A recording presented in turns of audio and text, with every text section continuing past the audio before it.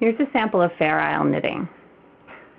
Fair Isle knitting is knitting with more than one color in a way that carries both colors across the knitting together and both colors back.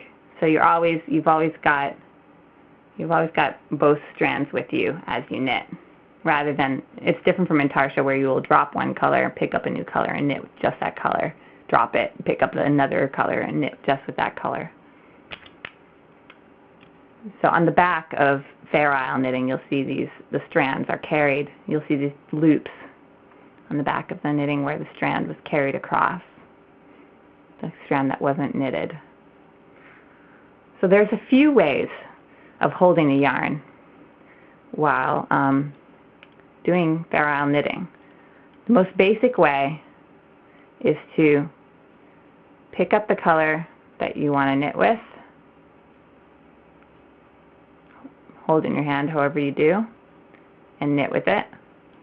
Then drop it and pick up the other color you want to knit with, and knit with it, and drop it, and pick up the other color, etc. Obviously that involves a lot of dropping and picking up and reorienting the yarn on your hand, so it does slow you down. The most efficient method is to hold both yarns. The usual way of doing this, which is how I do it, is to carry one yarn in one hand. This is continental style, having the yarn in your left hand. You can learn it on the website, Continental Knitting, if you're unfamiliar with it. And this is English style, holding it in your right hand. You can learn that if you're unfamiliar with it. I recommend learning it first before you combine the two. And then you'll just knit one stitch English style, knit one stitch continental style, English, and just alternate this way, continental.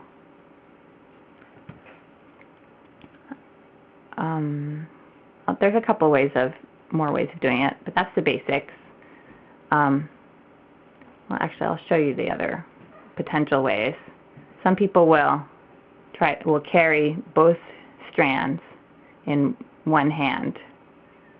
I don't usually do this for Fair Isle knitting, or any knitting that's just going to be all purled, all knitting on one side and all purling on the other side. I'll have one. I prefer the other way where I've got one strand in each hand. But for knitting that alternates knit, purl with using two colors, such as double knitting, I like this method because I'm a continental knitter normally, and I find it easier to alternate knit and purl stitches continentally than trying to involve an English strand. But for Fair Isle, you could also try this, where you knit one this way and just grab the other strand.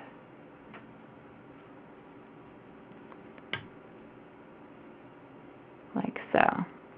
And you could also, of course, hold both strands in the other hand. I'm just doing these standard yarn holds. One is the way I show it on the basic knitting videos, where you come under it with your pinky, wrap it once around, and then under it with your index finger. And then the same with the second strand. Wrap it once around, but then under it with your middle finger to keep them separated more easily. So this is another way. I don't think these are as easy to manage as having one color in each hand, but you may prefer it. Okay, so let me show you on the purl side quickly. It's the same idea. See if I can do this. Okay. We'll just hold one English, one continental, one English, and purl continental, English. Continental.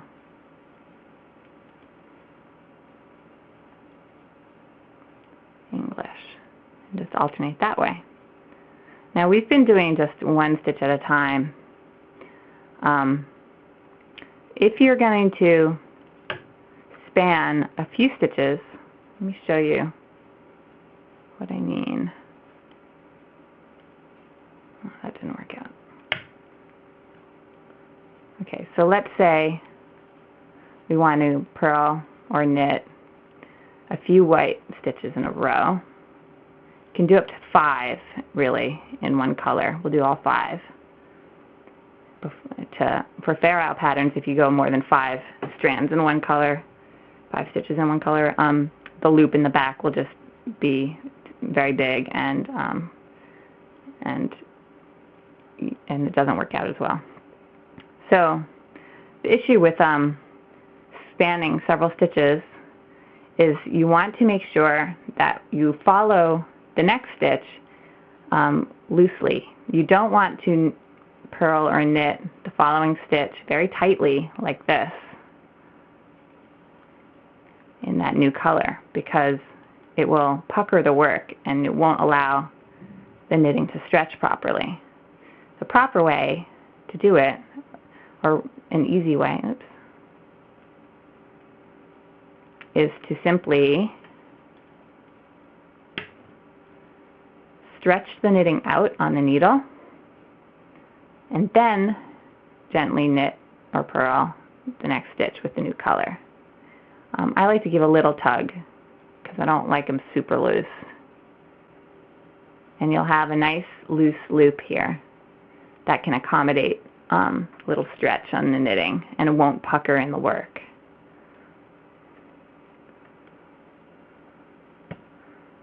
So, and you can do, let's do a few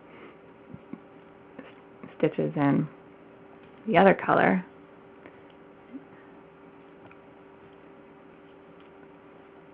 And it's the same principle. Oops. Pull out the knitting, work the next stitch. I'll give it a little tug. I don't like it super loose, as some people do. I like the loop to be just a little bit loose on the knitting. I don't like it to have a big loop. You can always tighten them later. You can't loosen them later. So it's better to do a little on the loose side. But you know, enough for a little give in the work is good. So that's basically it. That's the basics of Fair Isle knitting.